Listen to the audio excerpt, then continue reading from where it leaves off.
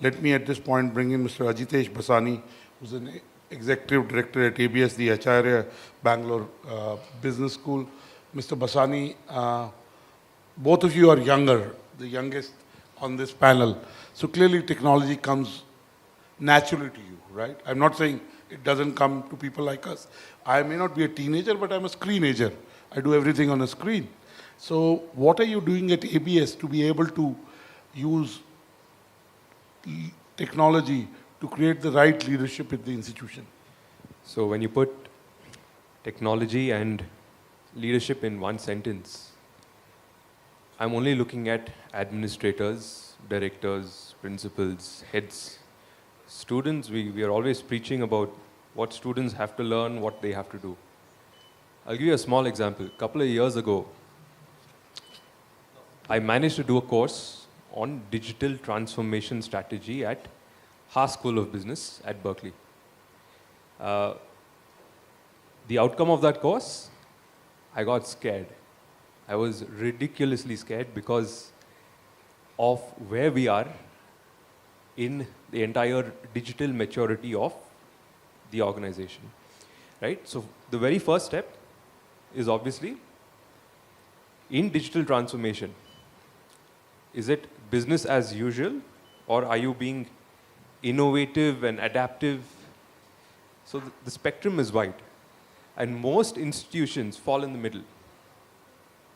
When I say most institutions, I'm discounting the institutions that are struggling. I'm saying most institutions that are doing pretty decently, and the ones who are essentially thriving, the ones who are scaling and having thousands of students. So identifying and knowing where we lie in that spectrum, right? Digital maturity, that becomes step one. And for me, I realized at ABBS, we are trying to do a lot of things, but then when it comes to doing things that we would want to do, it probably take us 5 years, 10 years more. I'll give you a small example. When we talk about technology leadership, it often talks about people. Technology is secondary. The whole aspect of technology is actually secondary. It's not about giving the team login passwords and say, start using this software and give me data. It doesn't work as easily as we think. I've had a huge struggle in terms of implementing new technologies or bringing in new initiatives. Why that struggle? Because people are extremely difficult to, understand, and then bring everyone on that same page becomes almost impossible to do. A small example, I had my CFO, I think this was probably 8 months ago. He said, sir, do we really need to change this? I like doing things the old way, and I'm fine. Why? I think the system is fine. It's not broken, no? So why should we change? So that was a statement, and I was extremely against it. I said, no, this is not the way forward.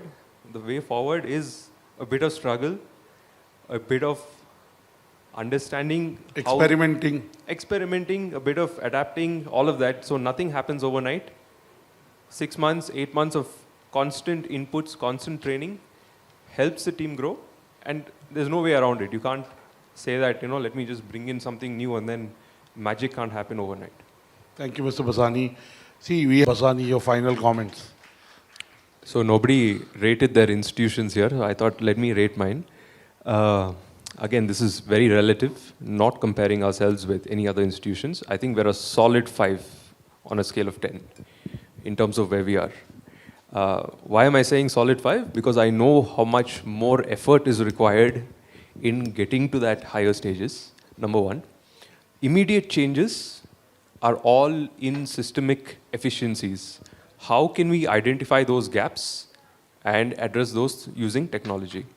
One big area that we recently faced since we became autonomous was the entire evaluation system.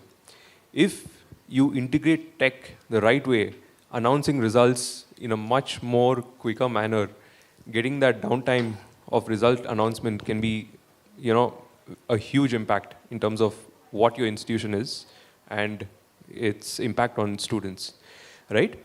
And see, these are all systemic changes that we are looking at the very short term, but on a more long-term basis, we are looking at what AICT has been talking about for years, which is, can we digitize 10 to 20% of our curriculum?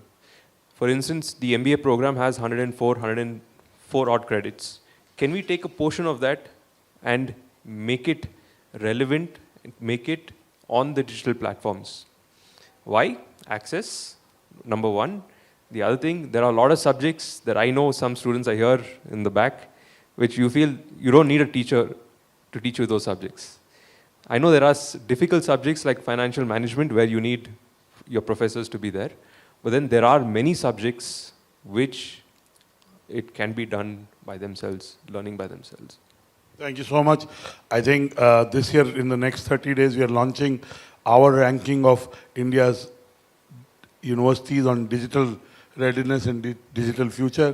It will be because we understand the ecosystem and we'll collaborate with you to get the right framework. So we have something that we've kind of over the last 2 years built internally. I think the 3 points I'd like to sum up is that in Indian universities already there is a consciousness of using technology for content delivery, as Mr. Basani said, for processes, and most importantly, bringing areas of practice in the curriculum which reflect what's happening in the ecosystem. That's already happening. The fact that all the leaders of universities on this panel were so, I think, critical, Mr. Basani could have said he's 9 on 10, but he said he's 5 on 10. So clearly there is a aspiration to be really there, and I thought this panel, I do a lot of moderations. It's a very, very honest and authentic panel in terms of realistically putting where the universities are in terms of leadership and technology. And the good news is that they're still in the play and hoping to be able to improve real issues while not losing a sense of education. Please give our panelists a big round of applause.